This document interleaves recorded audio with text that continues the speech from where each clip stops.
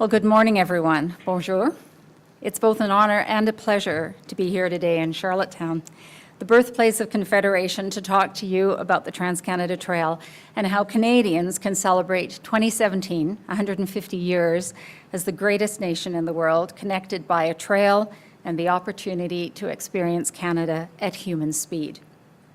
I'd like to start first, of course, with thanking CBC Radio Canada for their support, as well as Via Rail Canada and the community foundations for leading this very important discussion. As the president of the Trans-Canada Trail, I've had the privilege of meeting Canadians from across our magnificent country and from all walks of life who spend a good deal of their time making this country even better than it is today.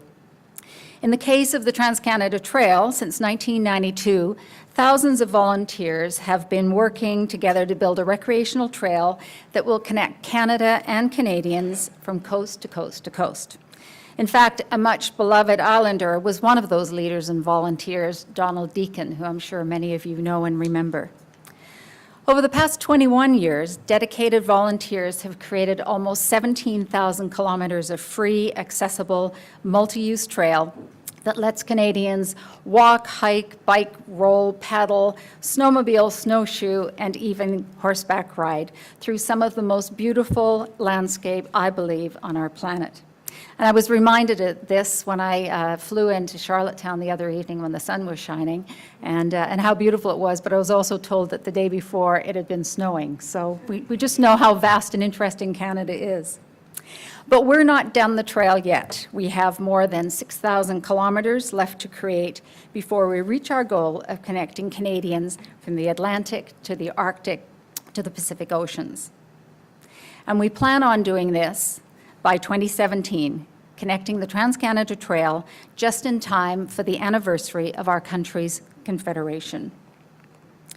The trail here on your gentle island is almost completed, thanks to the support of the provincial government and hundreds of dedicated volunteers like Barbara Traynor, Doug Murray, and Bryson Guptill, and so many more. Once fully connected, the trail will weave through 1,000 communities, commemorating cultural and historical landmarks that will remind us of our collective journey to the nation that we are today. And it will take its place, just like the Camino Trail in Spain, the Appalachian Trail in the US, the Pennine Way in the UK, and the Terra Aurora in New Zealand, and many other internationally renowned trails. And by 2017, our goal is to ensure that the Trans-Canada Trail will become a lasting and sacred symbol of our unity as a nation, a tribute to our diversity, and a powerful, powerful reminder of the daring Canadian spirit that is bred in our bones. And I think many of you thought the trail was just a hiking trail or a trail on the ground. Well, as you can tell, I'm passionate about the trail and what it means to Canadians. I feel strongly that this wonderful project, about this wonderful project, because it speaks to me and us for what we are as Canadians. And so if you'll bear with me, like Ian, I'm going to tell you a little bit of a personal story about an immigrant's perspective of Canada and why the trail is so much more than a hiking trail. You see, like many Canadians, past and present, I am an immigrant, and from an early age, I experienced firsthand the qualities that it takes to build a country and strong communities. And I see many similarities with the building of the Trans-Canada Trail. I was born in Sunderland, England, a small coal mining and shipbuilding town in the northeast of the country during the dark post-war years. When I was just 3, my dad, who wanted more for his young family, made a bold decision. With $100 in his pocket and with my mom's blessing, he set off in search of a better life for us in Canada.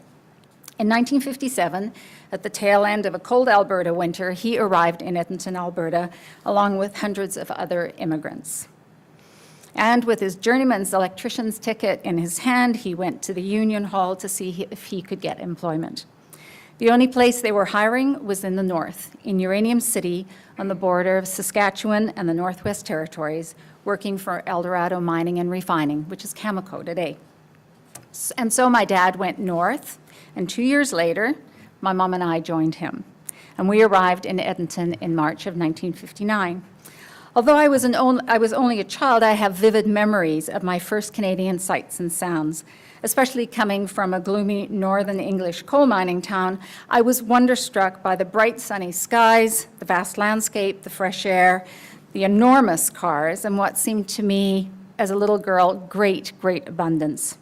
We moved on immediately to Uranium City, a profoundly isolated place just 40 kilometers south of the border of the Northwest Territories.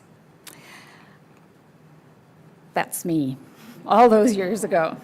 At that time, there were no roads other than a winter road for transport trucks, so to get out to civilization, it was on the Eldorado DC-4. A house was an old prospector's property with no running water or inside toilet. It was culture shock for my mom, who always loved opera, classical music, dance, and good books. And me, well, I traded in my ballet slippers for mucklucks. My first love, at the very tender age of 4, was a young Aboriginal boy named Billy Cody, who lived next door, and who made me my first slingshot, and we were inseparable. Across the road was the Schmidt family, German immigrants who had 8 sons and the garbage removal business. And much to my mother's chagrin, I spent many happy summer days on their truck helping to pick up garbage in Uranium City and taking it to the local dump. All around us, we were surrounded by families, many new to Canada, and all working hard to make new lives for themselves and their families. Some were still separated from their families, just like my dad had been a few years earlier, and I remember how he and my mom worked hard to help them out, just as he had been helped out when he first arrived. So our home in Uranium City was full of new friends from all over the world. Life was hard, winters were long and isolated, but it was also, for me, a great adventure full of so many truly Canadian and all new to us moments. Fresh, warm donuts and the smell from the local bakery, the Hudson's Bay store, and Gus Hawker's trading post that had the smell of rawhide and the most tantalizing items. Wieneros, where we fought off huge mosquitoes and black flies, and the sound of the loon, that to me today is still the quintessential Canadian summer at the lake sound. And in winter, spectacular northern lights crackling overhead as we walked home, community get-togethers at someone's home where we tasted, for to me, exotic foods from around the world, herds of caribou racing across the ice, and of course, the dog sleds. And there are also handsome RCMP officers. Of course, those early childhood experiences have shaped me for who I am as a Canadian. From a very early age, I had the opportunity to roam and ramble and became enamored with the stunning beauty of our land, with its expanses and its wilderness.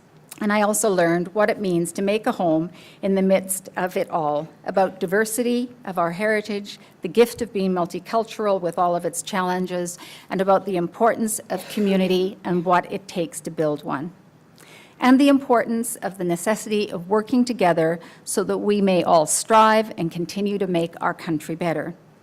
And today, as I work with fellow Canadians to build a trail and continue to learn so much about our rich history and heritage, I'm constantly reminded of the parallels between the Trans-Canada Trail's bold goal for 2017 and our development as a nation. I think it's something best summed up in our logo that reflects the Canadian maple leaf and pays tribute to the interconnectedness of the 3 shapers of our nation, the French, English, and First Nations communities, as well as the explorers who came from every corner of the world to form a rich Canadian mosaic. Because if you look at our trail across the country, you can see that it is in fact a rich reminder of our heritage. There's the Voyager paddling in Ontario, the railway right here in PEI, the old horse and buggy trails in Alberta and in Saskatchewan, First Nations footpaths in Manitoba, and wonderful urban trails across our country in our great cities. The TCT is literally built on these trading, hunting, and transportation routes laid out by our Aboriginal peoples, first settlers, and nation builders, and rich with the stories of who we are today. But it's also about service to our community and that good old-fashioned belief that giving is its own reward. It is, after all, the work of legions of volunteers and has remained a grassroots organization, creating thousands of thousands of kilometers of accessible recreational trail that will enhance the well-being of Canadians, both now and in the future. It is a lasting gift from one generation to another. And now when 2017 arrives, it's not going to be perfect. Are trails ever perfect? How can they be? After all, we have Mother Nature as a partner. It took about 96 years to build the Appalachian Trail, and so the Trans-Canada Trail will continue to be a multi-generational project that just keeps on getting better through the ages. And who knows what it's going to look like by the time of our bicentennial. It's not an easy project to build. It tests our personal limits, and because it does, it connects us more deeply to each other and to the land and to this great country. Just as the challenge and the adventure of living in the new northern land brought my parents and so many others closer together, and just as it did those before us and since. And for all of these reasons, I believe that the Trans-Canada Trail is the ideal symbol of our nation's development and character, and the perfect project for celebrating 150 years as a nation. Because it will bring us together. It does even now, both physically and emotionally. So that when you're standing here on the Confederation Trail, you know that you are connected to the Petite Randonneur in Quebec, the Border of the Beaches in Manitoba, the Sea to Sky in BC, and the Sylvia Grinnell in Nunavut. And so for the next 4 years, we'll be working hard, doing everything we can to support our thousands of volunteers and everyday Canadians working on this truly Canadian project.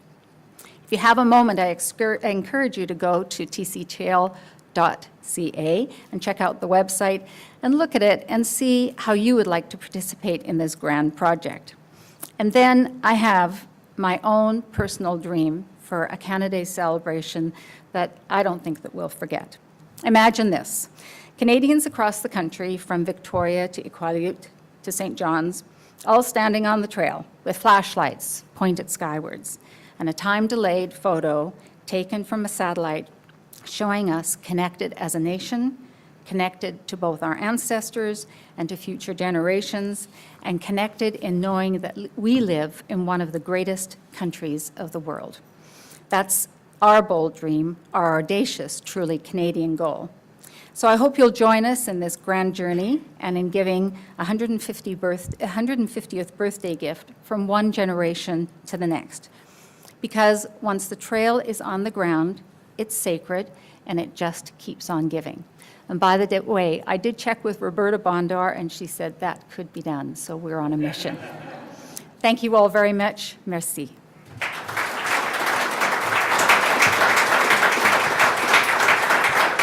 Merci, Deborah. Bruce, maybe? Yeah. Deborah, the National Enquirer question would be, what happened to the relationship with Billy Cody when you were... but I think of a more import.